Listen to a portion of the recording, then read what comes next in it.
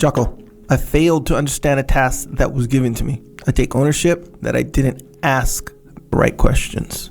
But extreme ownership applies to my boss too, as she didn't make sure that I understood it correctly. Or is that a poor excuse? Oh, so in the world of extreme ownership, everybody takes ownership. And there are, and I talked about this when Dave Burke was on. Good deal, Dave. Yes. Is that it's interlocking fields of fire. So the various people that are trying to find solutions, they overlap. And problems get solved from two different directions. So the problems get flanked when this is happening. But we can't guarantee always that everybody takes ownership. And we can't guarantee that, but that doesn't mean that we point our fingers at someone and say, you need to take ownership. Because as we know, when you do that, people get defensive. And then they start blaming you. So we avoid that. What we do is we take ownership. So what happens here in this situation?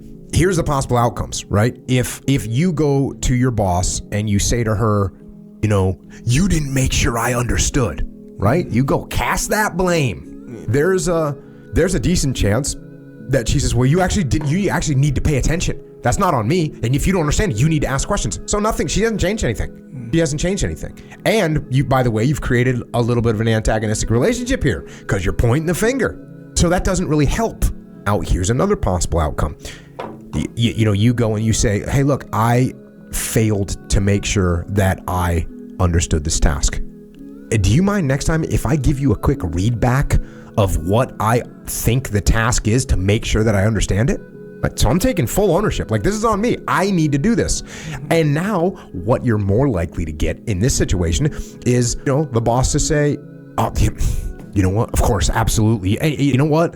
Next time, let me make sure I give you a more detailed explanation so that you have a better understanding. That's on me. And all of a sudden, we've got this problem getting solved from two directions.